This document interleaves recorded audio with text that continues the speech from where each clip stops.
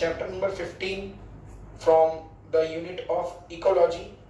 Two chapters we have already completed, and there are two chapters remaining. Chapter number 15, biodiversity and conservation, and the last chapter, environmental issues.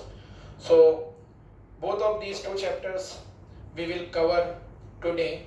Now, biodiversity and conservation. So in this, first of all, we should know what is meant by the biodiversity. Actually, in this chapter we have to study the meaning of the biodiversity. In the beginning, the magnitude of the biodiversity is given, different types of diversity like genetic diversity, species diversity, ecological diversity. These things are given, and various important places in India which are biodiversity rich area. These we have to study. Then we will study about the patterns of biodiversity, and a more emphasis is given on the conservation part of biodiversity, how we can protect the enormous biodiversity of the globe as well as our country. So first of all, what is mean by the biodiversity? So we can understand by a very simple in a very simple language that bio means the living and diversity means the variation. So variation in particularly the living beings, living organism. So technically it is defined as the vast array. Array means होता है group, अलग अलग type के organism of species of microorganism like algae, plants, fungi, animals occurring on the earth in all the types of environment like terrestrial environment, aquatic environment, and other different types of micro ecosystems. So these comprises the biodiversity. And what is the intention of the chapter? Due to the pollution rate, the biodiversity become endangered. So in this chapter we will study various measures to protect the or to conserve the biodiversity. So first of all, in the introduction, the term biodiversity was first of all introduced by an American biologist Edward Wilson. तो Edward Wilson ने सबसे पहले term biodiversity को introduce किया था, और इसके साथ में एडवर्ड विल्सन के पहले जो है वाल्टर रॉसन, इसने जो है बायोडायवर्सिटी को डिफाइन किया था, और फिर उसके बाद में उसके कंसेप्ट को और एनहांस किया था एडवर्ड विल्सन ने 1985 के टाइम पर. नाउ बायोडायवर्सिटी जो है यहाँ पर डेफिनेशन लिखी हुई है, it is the variety of different life forms habitat found in defined area. Means ऐसा नहीं है कि सिर्फ लिविंग बीइंग के अंदर जो वेरिएशंस होते हैं उसी को हम बायोडायवर्सिटी में स्टडी करते हैं. दो the word biodiversity mainly emphasize on the diversity of the living being, but still we study the abiotic component also. तो यहाँ पर हम जो है वो abiotic component को भी स्टडी करते हैं लाइफ फॉर्म के साथ साथ में, जैसे उनका हैबिटेट, कहाँ पर वो ऑर्गेनिजम्स रहते हैं, उनके हैबिटेट किस टाइप के हैं, उनका एडेप्टेशन कैसा है, और डिफरेंट टाइप के हैबिटेट्स को भी हम यहाँ पे स्टडी करते हैं. So here the compact definition is it represents the totality of genes. Total number of gene means complete gene pool, the collection of all the genes present in a population, comma species and the ecosystem. ये तीन level पर biodiversity जो है वो study की जाती है. पहले जीन के लेवल पर, फिर उसके बाद में स्पेसीज लेवल के ऊपर भी, और फिर इकोसिस्टम के लेवल पर. So at different levels we study the biodiversity. So here you can see the various levels of biodiversity. The biological diversity includes three interrelated hierarchical level. मतलब यहाँ पर तीन लेवल हैं जहाँ पर हम बायोडायवर्सिटी को डिस्ट्रीब्यूट करके स्टडी करते हैं. सो इसमें है genetic diversity, species diversity, ecological diversity और इकोसिस्टम डाइवर्सिटी. तो इस तरह से ये है. और एकदम बिगिनिंग में जो है वो थोड़ा एनसीईआरटी में पैराग्राफ में कुछ डेटा, छोटा जो है वो डेटा दिया हुआ है कि बायोडायवर्सिटी का जो है मैग्नीट्यूड क्या है. तो जैसे, और हम क्यों बायोडायवर्सिटी को स्टडी कर रहे हैं, तो यहाँ पर जैसे कि कुछ दिया हुआ है. फॉर एग्जांपल कि there are more than 20,000 species of ants. अगर हम सिर्फ एंट्स की बात करते हैं तो 20,000 से ज्यादा की स्पीशीज पाई जाती हैं अर्थ पर.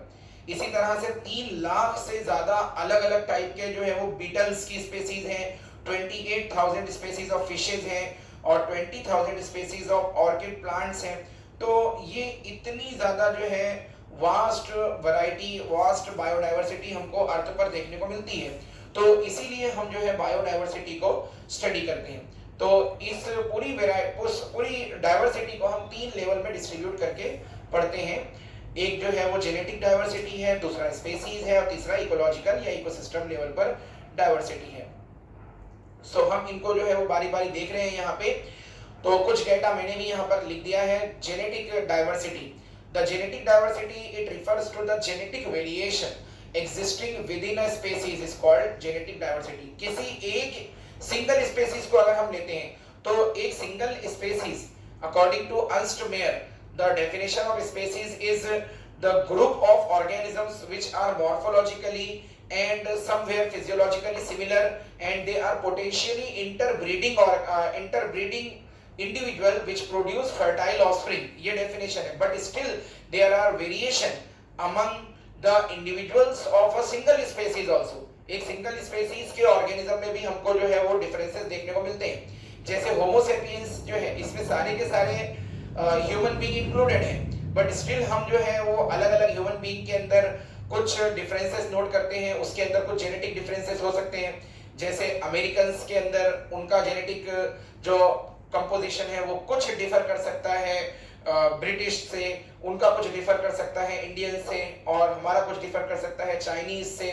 तो इस टाइप के वेरिएशन हमको एक सिंगल स्पेसीज में भी देखने को मिलते हैं। प्लांट के साइड पे अगर हम लोग बस सिंपल एग्जांपल के तौर पे मैंगो को ले लेते हैं अगर, तो मैंगो जो है मैंजीफेरा इंडिका एक सिंगल स्पेसीज है, बट उसके अंदर भी जो है वो अलग अलग टाइप की वेराइटीज और सब स्पेसीज आती हैं। तो वहां पर जो है कुछ ज्यादा सिमिलरिटीज होने के साथ साथ में कुछ डिफरेंसेस भी हमको देखने को मिलते हैं।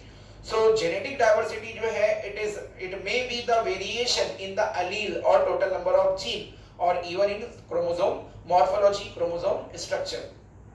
तो number of gene यहाँ पर कुछ रेफरेंस के लिए लिखे हुए, like mycoplasma जो है smallest living organism माना जाता है। 450 से 700 तक उसके अंदर जीन प्रेजेंट रह सकते हैं। यूनिसेलुलर ऑर्गेनिज्म है ये दोनों ही ऊपर के। ई कोलाई के अंदर 4000 है। These are not the nucleotide, these are the number of gene, approximate number of gene। Drosophila melanogaster जो है fruit fly 13,000 तक हो सकते हैं। Oryza sativa means जो अपना common rice है तो उसमें 32,000 से लेके 50,000 तक का हो सकते हैं। होमो सेपियन ह्यूमन बीइंग में ये डेटा जो है वो थोड़ा ज्यादा लिखा हुआ है। 20 एक बुक में मतलब चैप्टर में, बायोटेक वाले चैप्टर में, ह्यूमन जीनोम प्रोजेक्ट में 25,000 से जो है वो 30,000 है ये। So 35,000 से 45,000 यहाँ पर लिख दिया गया है approximate number, but there are many more number of genes which are still yet to be discovered। तो ये एक approximate up to maximum number तक का डेटा लिखा हुआ है। फिर जेनेटिक डाइवर्सिटी के अंदर हमने देख लिया कि अलग अलग टाइप के ऑर्गेनिजम्स हैं। और यहाँ पर जस्ट वेट,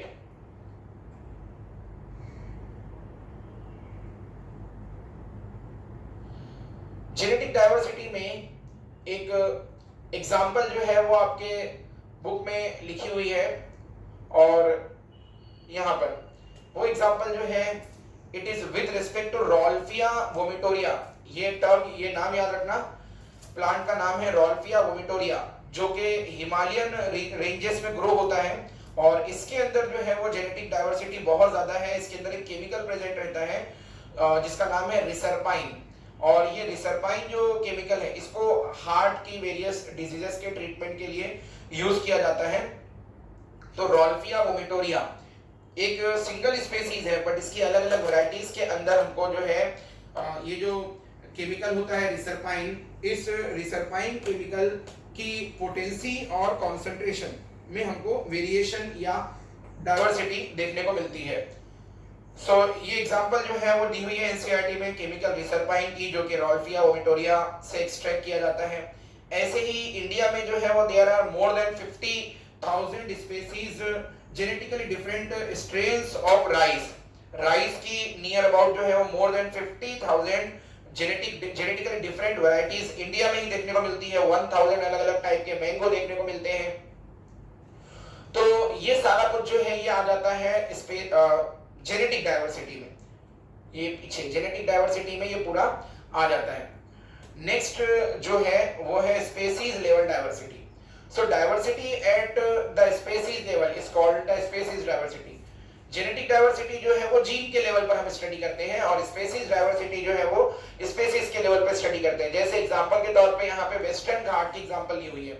वेस्टर्न घाट जो है वहां पर greater number of amphibian species present है देन ईस्टर्न घाट। तो यहाँ पे एम्फीबियंस को कंपेयर किया गया है, दो अलग अलग रीजन के अंदर दो बायोडाइवर्सिटी रिच एरिया है दोनों, इंडिया के वेस्टर्न घाट और ईस्टर्न घाट। स्पेसीज की जो डाइवर्सिटी है ये डिपेंड करती है दो चीजों पर, एक तो स्पेसीज के रिचनेस पर और दूसरा जो है वो स्पेसीज के इवननेस पर। तो स्पेसीज रिचनेस का मतलब होता है number of species per unit area, मतलब कि एक यूनिट एरिया में कितने अलग अलग टाइप के स्पेसीज प्रेजेंट है, इसको बोलते हैं स्पेसीज रिचनेस। और स्पेसीज इवननेस बोला जाता है किसी बायोडाइवर्सिटी रिच एरिया में जो स्पेसीज का डिस्ट्रीब्यूशन है वो कैसा है, मतलब एक पर्टिकुलर टाइप की स्पेसीज किसी पर्टिकुलर जगह पर जो है वो ज्यादा है और इवनली डिस्ट्रीब्यूटेड है, टोटली होल एरिया में इवनली डिस्ट्रीब्यूटेड है, तो उसको कहेंगे स्पेसीज का इवननेस। तो स्पेसीज रिचनेस और स्पेसीज इवननेस इनके ऊपर डिपेंड करती है स्पेसीज की डाइवर्सिटी। नेक्स्ट है ecological diversity, the ecosystem level diversity. तो इकोलॉजिकल डाइवर्सिटी जो है ये इकोसिस्टम के लेवल पर है। मींस अगर हम कोई बायोडाइवर्सिटी रिच एरिया को स्टडी कर रहे हैं तो वहां पे जितने अलग अलग टाइप के इकोसिस्टम मिलेंगे हमको, डिफरेंट टाइप के इकोसिस्टम, जैसे डिजर्ट इकोसिस्टम है, रेन फॉरेस्ट है, मैंग्रोव का इकोसिस्टम है, कोरल रीफ्स हैं, वेटलैंड्स हैं, एस्चुरीज हैं, मीडोज हैं, तो इनके नंबर को या इनके टाइप्स को इनके एरिया वाइज स्टडी करने को कहते हैं इकोलॉजिकल डाइवर्सिटी। जैसे यहाँ पे हम देख सकते हैं इकोलॉजिकल डाइवर्सिटी के लिए रेन फॉरेस्ट है, मैंग्रोव्स हैं, कोरल रीफ्स दिखाए हुए हैं, एस्चुरीज हैं जहां पर फ्रेश वाटर और मरीन वाटर एक दूसरे से कंबाइन होते हैं, मिक्स होते हैं, वो area. Then global species diversity, तो यहाँ पर जो है वो ग्लोबल स्पेसीज डाइवर्सिटी जो है एक एस्टीमेट दिया हुआ है कि पूरे वर्ल्ड में जो स्पेसीज डाइवर्सिटी है वो कितनी हो सकती है। तो ये जो डेटा है ये ओल्ड है, 2004 का डेटा है, IUCN का, international union for conservation of nature and natural resources, 2004 की रिपोर्ट के मुताबिक यहाँ पे टोटल नंबर ऑफ प्लांट और एनिमल जो है वो मोर देन 1.5 मिलियन है। तो रॉबर्ट मे का एक एस्टीमेट जो है ये एक्सेप्टेड एस्टीमेट है कि ग्लोबल स्पेसीज डाइवर्सिटी जो है वो नियर अबाउट 7 मिलियन तक है। और इसमें से बहुत सारी स्पेसीज ऐसी हैं जो अभी तक का डिस्कवर नहीं हुई है, इवन बहुत सारी स्पेसीज ऐसी भी होती हैं जो डिस्कवर होने से पहले जो है एक्सटिंक्ट भी हो जाती है, खत्म हो जाती है। जैसे इसके अकॉर्डिंग जो है वो more then 70% of all the species recorded animals ज्यादा है इसमें। और उसके बाद में फिर प्लांट है, प्लांट के अंदर ही यहाँ पर जो है वो फंजाई, ब्रायोफाइटा, अलगी, छोटे बड़े सभी टाइप के प्लांट्स को इंक्लूड कर दिया है जो कि 22% ग्लोबल डाइवर्सिटी का बनाते हैं। फिर एनिमल्स के अंदर इंसेक्ट जो है वो बहुत ज्यादा है, इसका पूरा जो है वो एक पाई चार्ट दिया हुआ है एनसीईआरटी की टेक्स्ट बुक पेज नंबर 260 के ऊपर। सो एनिमल्स के अंदर इंसेक्ट जो है वो नियरली 70% तक है और आउट ऑफ एवरी 10 एनिमल हमको जो है वो प्लैनेट पर 7 इंसेक्ट मिल जाएंगे। तो ये डाइवर्सिटी है। फिर इसी तरह से total number of fungi species जो है वर्ल्ड में they are more than combined total of species of fishes, amphibians, reptiles and mammal, मतलब के कॉर्डेट्स से ज्यादा जो है वो फंगस हैं। फिर इंडिया में इसमें से इस पूरी ग्लोबल डाइवर्सिटी का इंडिया जो है वो कंप्राइज करता है 8.1% ऑफ ग्लोबल डाइवर्सिटी, जबकि इंडिया का जो एरिया है वो ग्लोबल बायोडाइवर्सिटी के एरिया की कंपैरिजन में 2.4% है।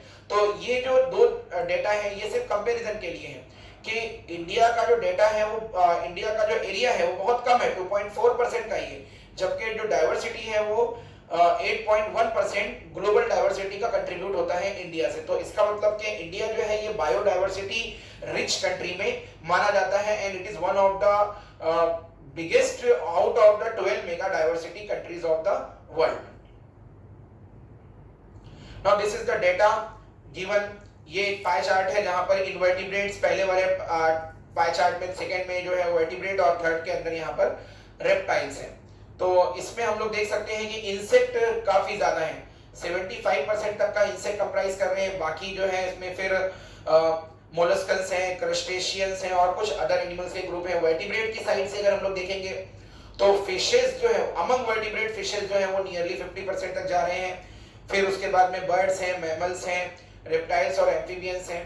प्लांट्स के अंदर अगर हम लोग देखेंगे तो फंजाई को प्लांट में इंक्लूड किया गया है यहाँ पे।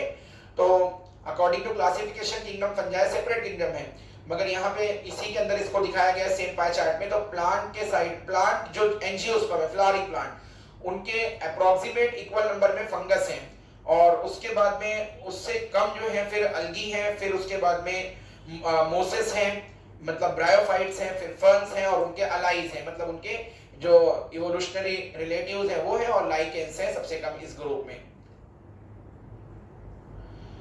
नेक्स्ट है पैटर्न्स ऑफ बायोडायवर्सिटी, मतलब कि इसके अंदर हमको जो है वो लैटिट्यूडनल पैटर्न देखना है और स्पेसीज एरिया रिलेशनशिप है, ये हमको स्टडी करना है।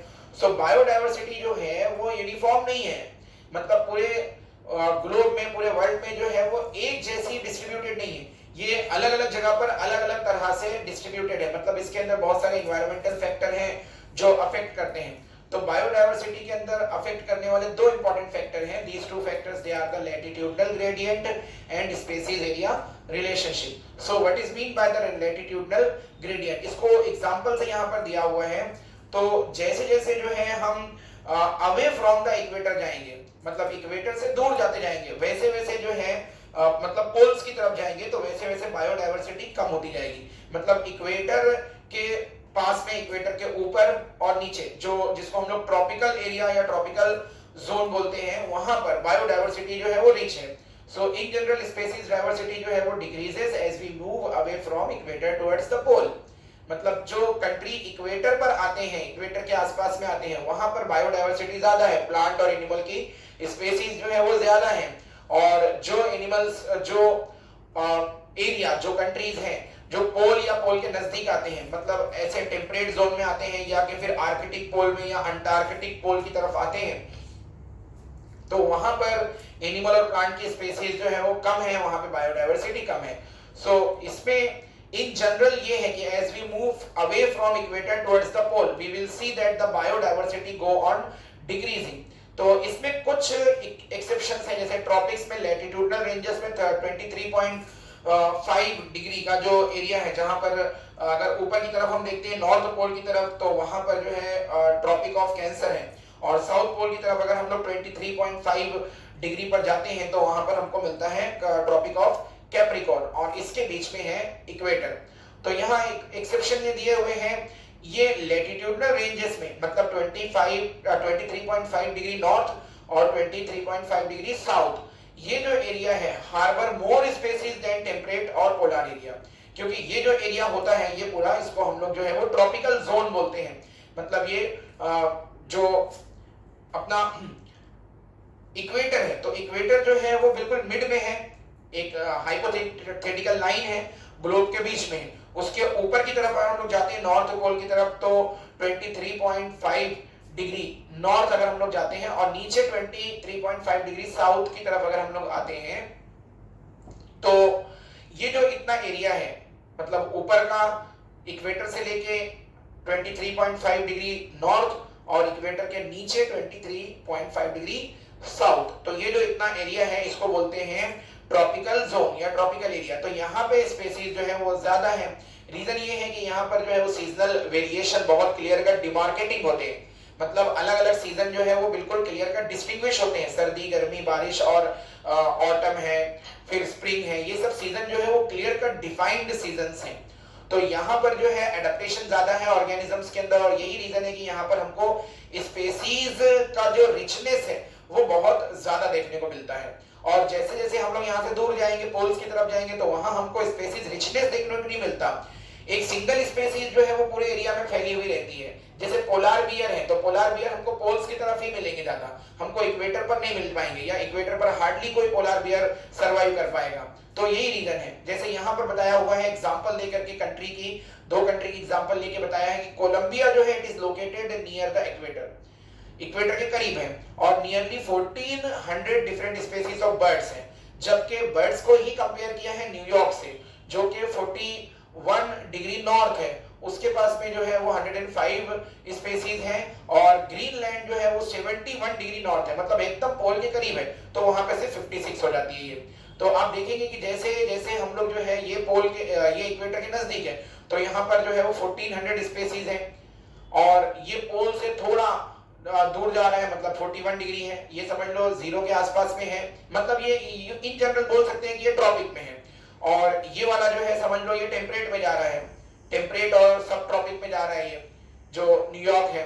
तो यहाँ पर जो है बर्ड्स की डाइवर्सिटी आप देखेंगे कि 1400 से कम होकर 105 हो गई है। फिर और फर्दर 41 से हम जो है वो और नॉर्थ की तरफ जा रहे हैं, मतलब आर्कटिक पोल की तरफ जा रहे हैं, तो यहाँ पर बर्ड्स की जो स्पीसीज है वो कम होकर के एकदम कम हो गए, 56 हो गए।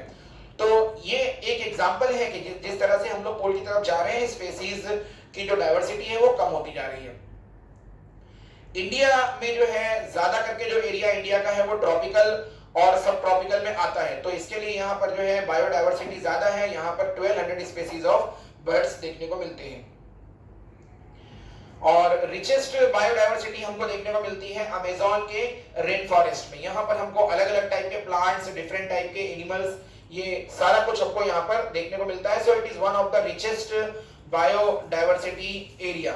अमेज़न रेन फॉरेस्ट जो है उसके कुछ फीचर्स यहाँ पर अलग से बताए हुए हैं अमेज़न रेन फॉरेस्ट के, क्योंकि यहाँ पर दिया हुआ है पेज नंबर 261 पर वही डेटा है।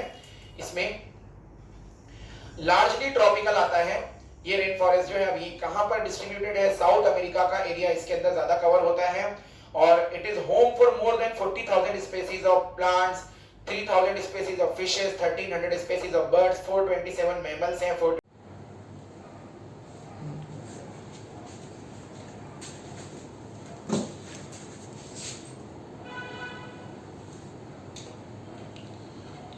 सो the biodiversity in Amazon rain forest हम लोग जो है स्टडी कर रहे हैं, और इसके कुछ डेटा जो है वो भी दिए हुए हैं।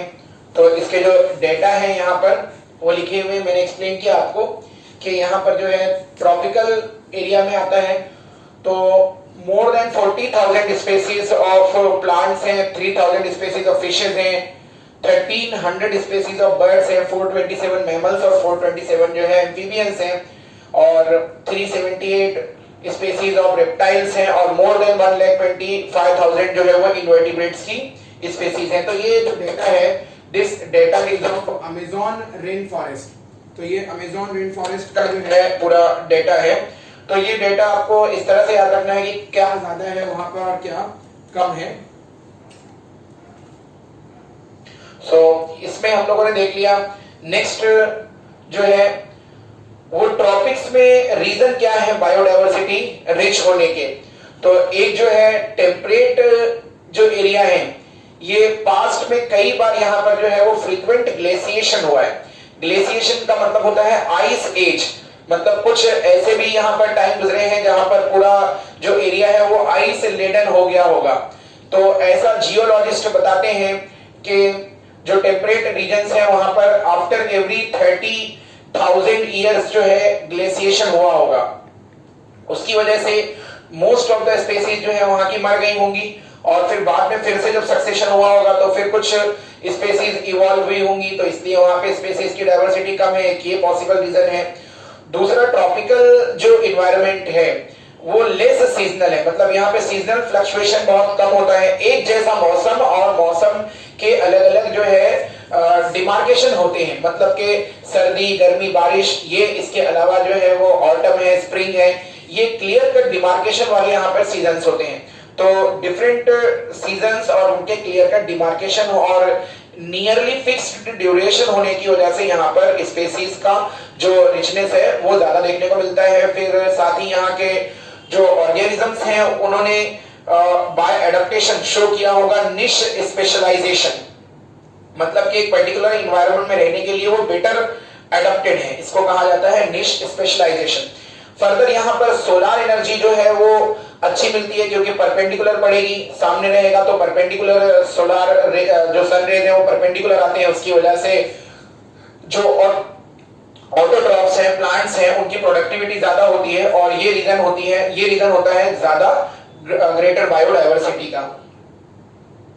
फिर स्पेसीज एरिया रिलेशनशिप है, Alexander von Humboldt German naturalist था, इसने एक रिलेशनशिप इंट्रोड्यूस किया था कि स्पेसीज और उनके एरिया में क्या रिलेशनशिप होगा। तो इसको बताया जाता है बाय अ रेक्टेंगुलर, एक रेक्टेंगुलर हाइपरबोला है यहाँ पर, ये वाली ये कर्व भी है यहाँ पर।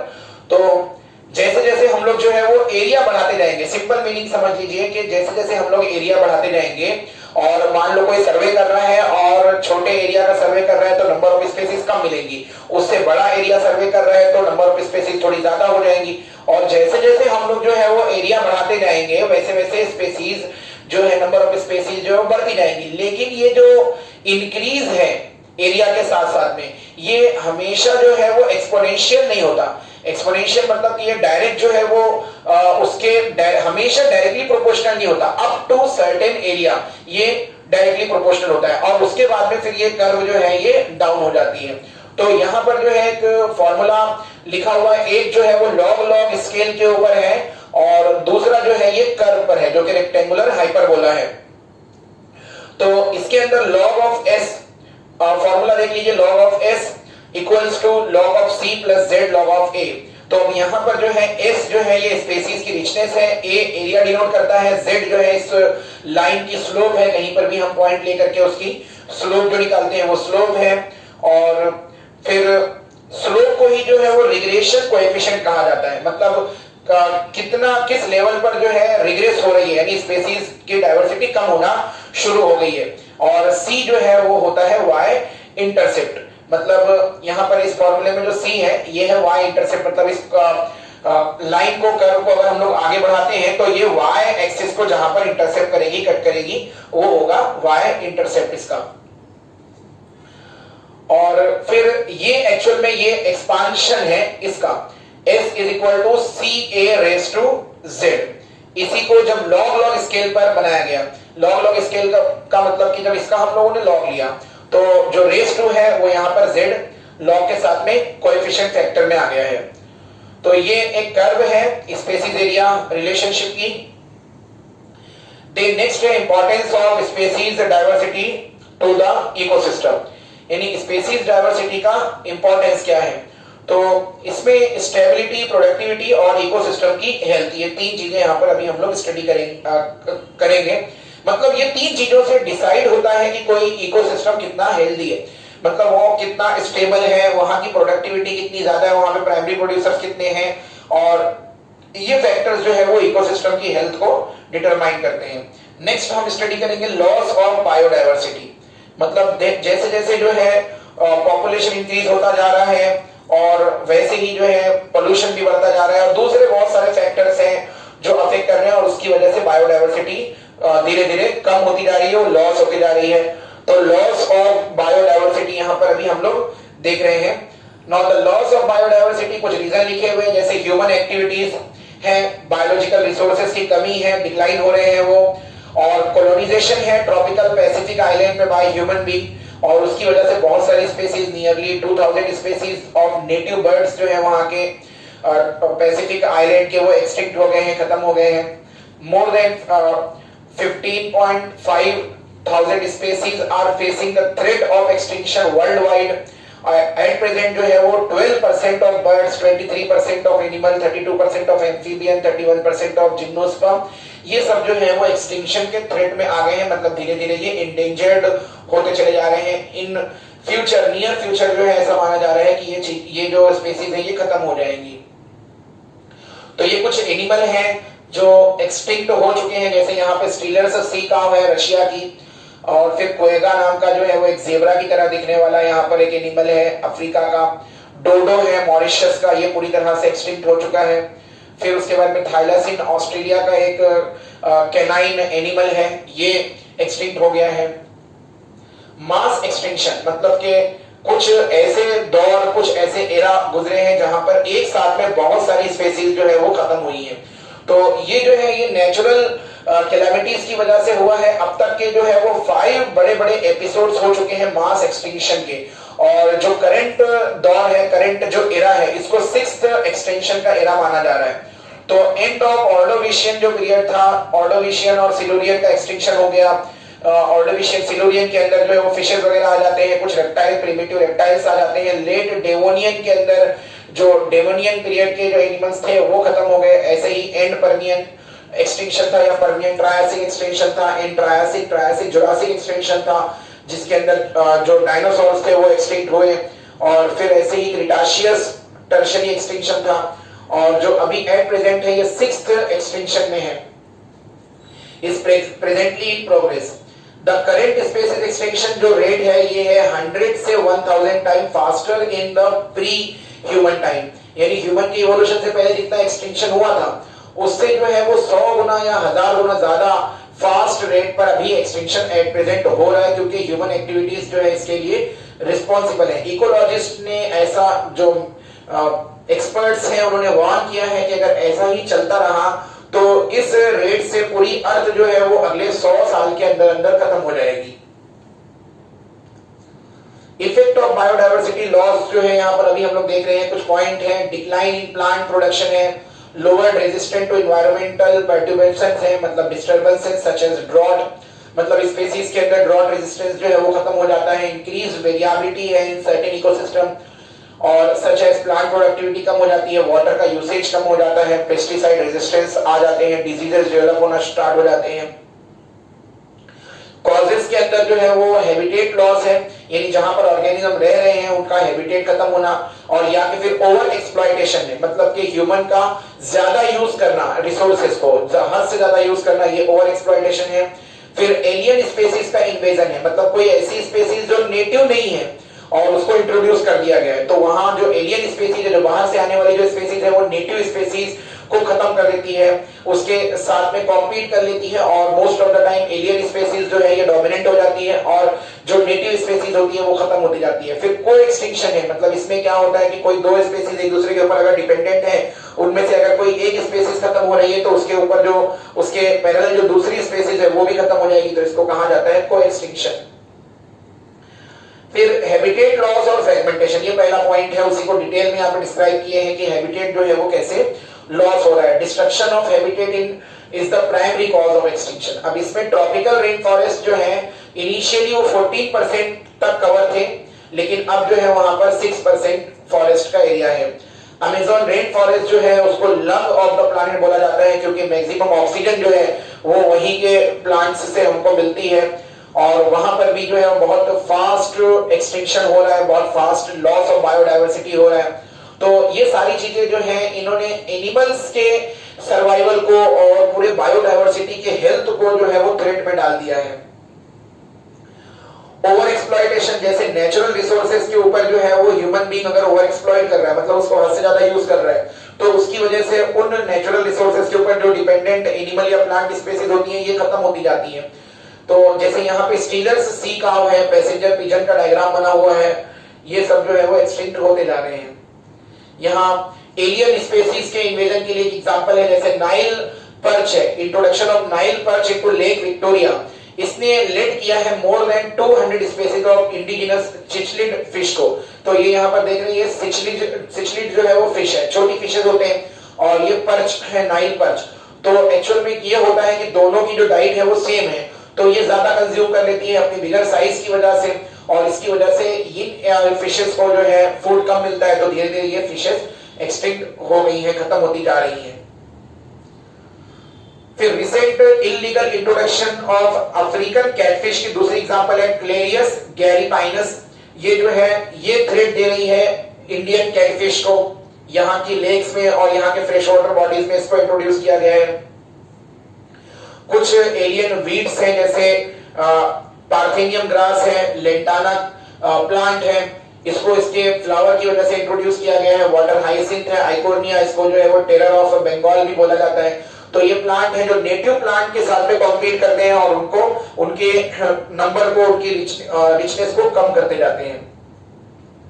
को एक्सटिंक्शन है, जैसे अगर मान लो होस्ट और पैरासाइट का रिलेशनशिप है, जैसे होस्ट फिश स्पीशीज अगर एक्सटिंक्ट हो जाती है तो जितने भी पैरासाइट है जो उस पर डिपेंड होते हैं वो भी धीरे धीरे खत्म हो जाते हैं। तो इनको एक स्पीशीज के साथ में दूसरी स्पीशीज का खत्म होना, इसको को एक्सटिंक्शन बोला जाता है।